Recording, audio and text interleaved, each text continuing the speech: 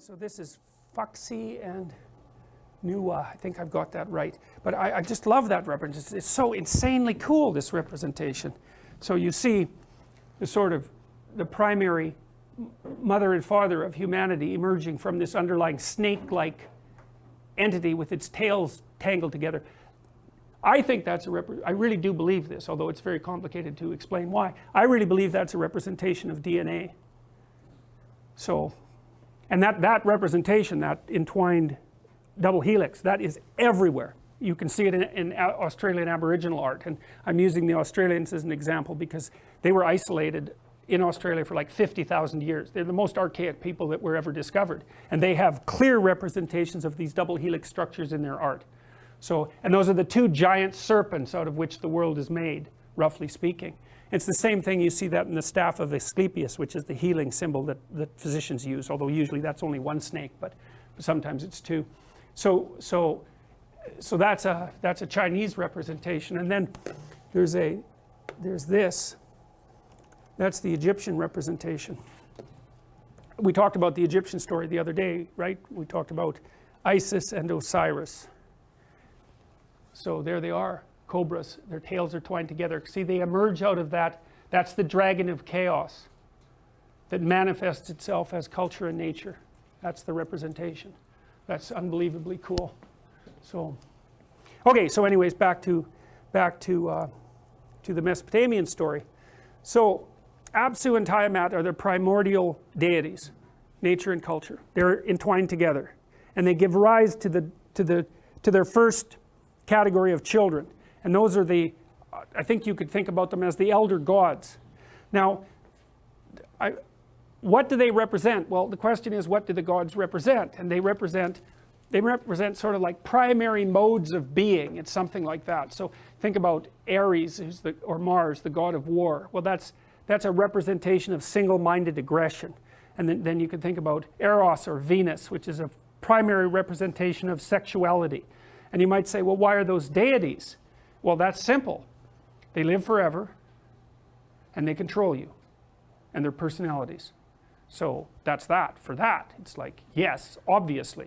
You know, and you know that you're under the sway of anger. You're not in control of yourself. If you're under the sway of erotic possession, you make a fool out of yourself. You're a tool of the power that drives the continuation of the species forward. Hunger is the same thing. Any primordial motivational drive we've conceptualized in this class as a personality, but those are transcendent personalities, and they're eternal. They're forever.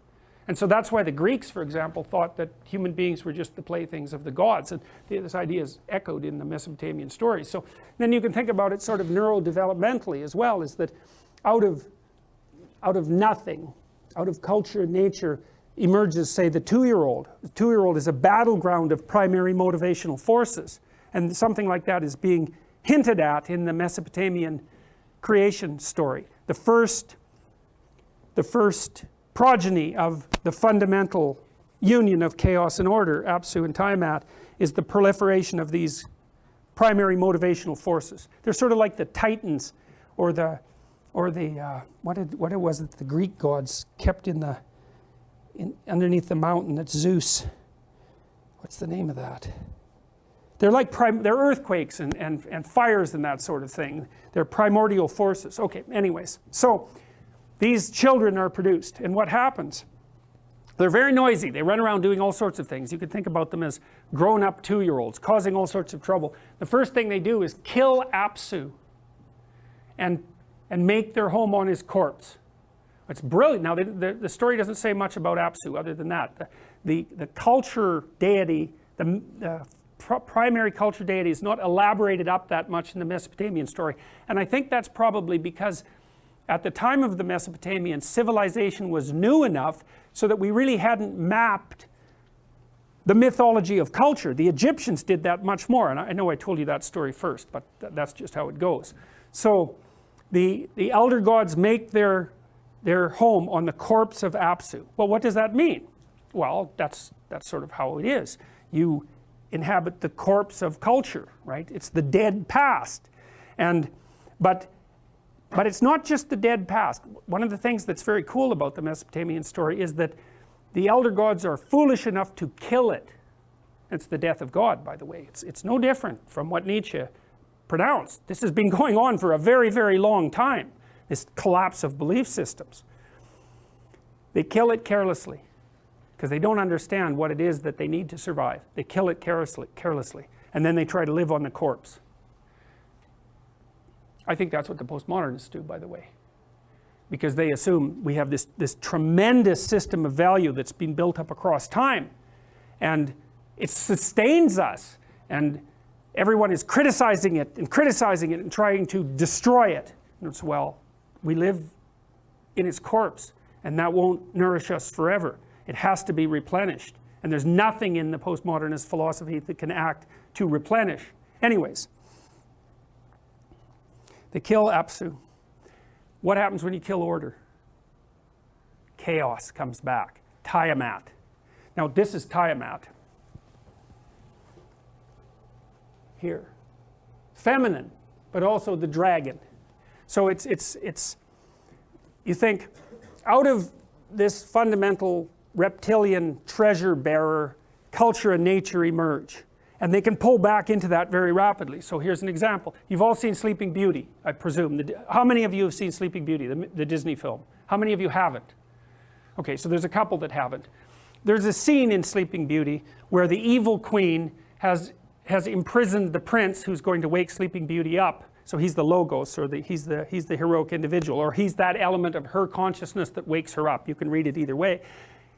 She's got him trapped in a dungeon, so she's the kind of ultimate Oedipal mother, you know.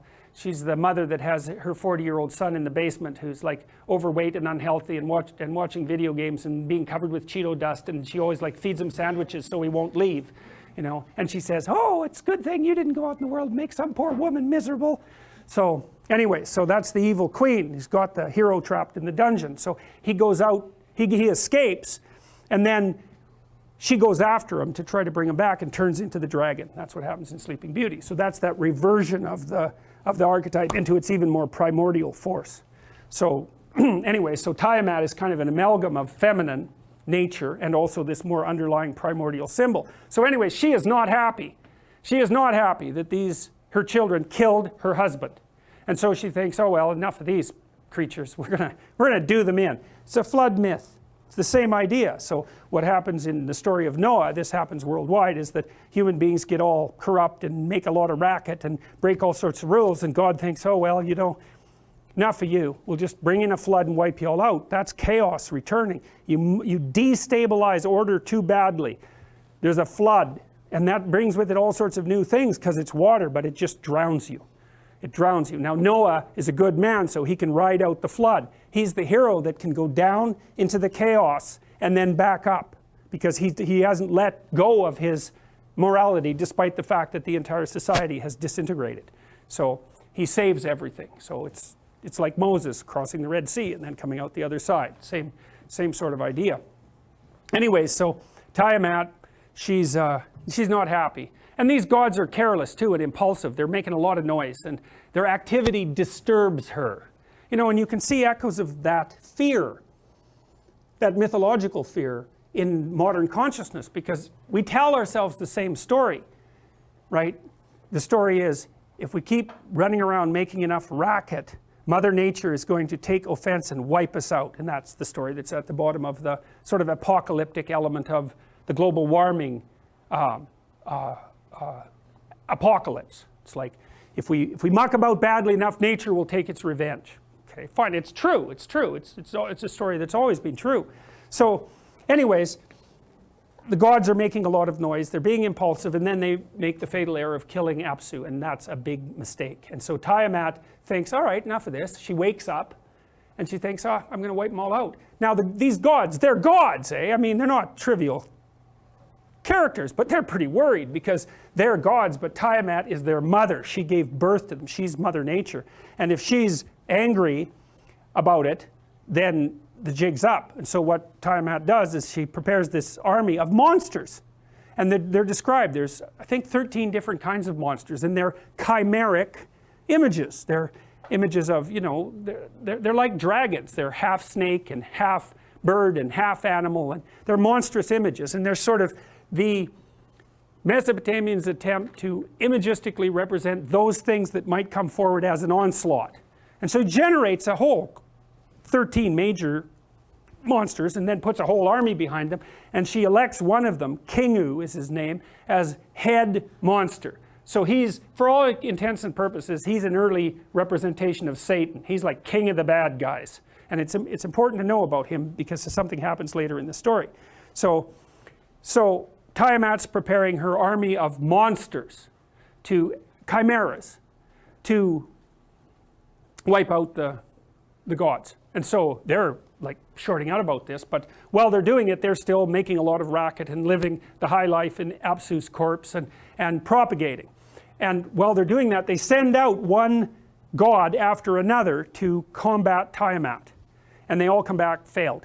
So whatever these elder gods are, whatever they represent, they're not whatever it is that can confront chaos successfully and prevail. They're powers, but they're not whatever that is, that ultimate power. And that's what the Mesopotamians are trying to figure out. Who or what is king of the gods? And king of the gods is the thing that confront chaos and regenerate order. So they keep producing new gods, and one day they produce Marduk.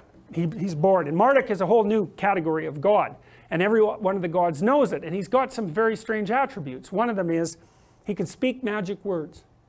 And so when Marduk speaks, the night sky transforms into the day sky and vice versa. So he's the verbal capacity. It's a massive discovery. It's a massive discovery by the Mesopotamians, because it's the first time we know of that the idea that it's the capacity for communicative speech as the primary deity should be at the top of the dominance hierarchy. It's one of the most remarkable discoveries of the ages. And he also has eyes all the way around his head. So Marduk is the thing that can speak and see, and it's the thing that's, so all the gods think, wow, well this is a whole new thing, man. How about you go out and combat Tiamat? Well, it doesn't sound like much of a picnic, you know. The logical thing for any sensible god to say is, how about no? But Marduk doesn't say that. He says, look, I'll make you guys a deal. You get yourself together in a hall, you know, and you have a vote, for all intents and purposes, and you vote me king of the gods, and allow me from here on in to determine destinies. That's exactly what the Mesopotamians say. He gets the tablet of destiny, and he's now in control of it. So the Mesopotamians are working out this idea that it's the thing that can see and that can talk that should be the thing that guides destiny, especially if destiny involves having to go into combat with chaos itself and restructure the world. And so Marduk says, those are the terms. I'll do it, but I'm king of the gods. And they all think, well, the fool's going to go out there and get killed anyway, so, you know, what do we have to lose? And so they agree, and so Marduk goes out to combat Tiamat, and he takes a net and a sword, and he, if I remember correctly, he fills her with a wind, which is, I believe, part of the manifestation of this voice idea. He fills her with a wind, he encapsulates her in a net. Now think about what that means. You know, psychologists even use this phrase, nomological net. And a nomological net is the network of concepts that you use to encapsulate something new in an ideational structure. And so the idea of putting something in a net is to put boundaries around it, right? And to constrain it. And so some of that's actually, well, you can capture a predator in a net and then cut it up. But there's no difference between that. There's a tight analogy between that and encapsulating something novel in a conceptual network, which then enables you to cut it up into something useful. Okay, so that's what happens. Marduk goes out, he confronts Tiamat, he overcomes the monsters, and he kills Kingu. And then he cuts Tiamat into pieces, and he makes the world. And then that's the world that human beings live on. And he makes the human beings to serve the gods. Okay, so that's the first part of the story. Now he also kills Kingu, and he makes human beings out of the blood of Kingu. Now that's a hell of a story, right? Because Kingu is king of the demons, and human beings are the creature that's made out of the blood of the king of the demons. And it's a very similar idea to the later sort of Egyptian and Judeo-Christian ideas that there's a satanic element to being that's also characteristic of human beings. And part of that is, well, what's the difference between human beings and every other element of being? And the answer to that is, human beings can deceive you, right? We're the only creatures that can do that. we're capable of deception, voluntary deception, we're capable of malevolence.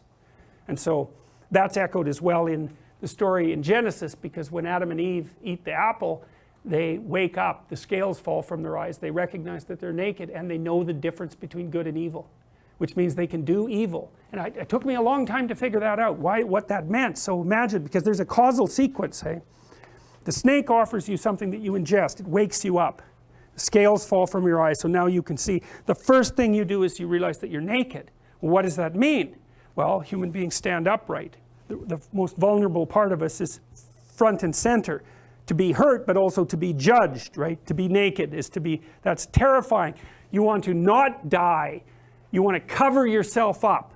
And so that's the recognition of nakedness. But then you might say, well, why does the knowledge of good and evil emerge from that? As soon as you know you're naked and vulnerable, you know how to hurt other people. You're not a predator anymore, because they'll just tear you apart and eat you. You're like, they don't want you to suffer, although they don't care. They don't want you to suffer, they just want to eat you. But once I know what hurts me, I know what hurts you. And then I can turn that into an art, and people have done that. And so that's why the knowledge of evil comes immediately as a consequence of the knowledge of nakedness. And that's associated with the same idea that human beings are made out of the blood of Kingu. Nasty stories, but very, you know, they're messing with the fundamental structure of reality. They want to get this right. Okay, so one of the cool things about this story, so that's Marduk. Now, here's what's so interesting about that. The Mesopotamians, they've got this story about the deities and how they organized themselves to respond to the emergence of chaos and how to master it. You go after it, you declare yourself the thing at the top of the dominance hierarchy.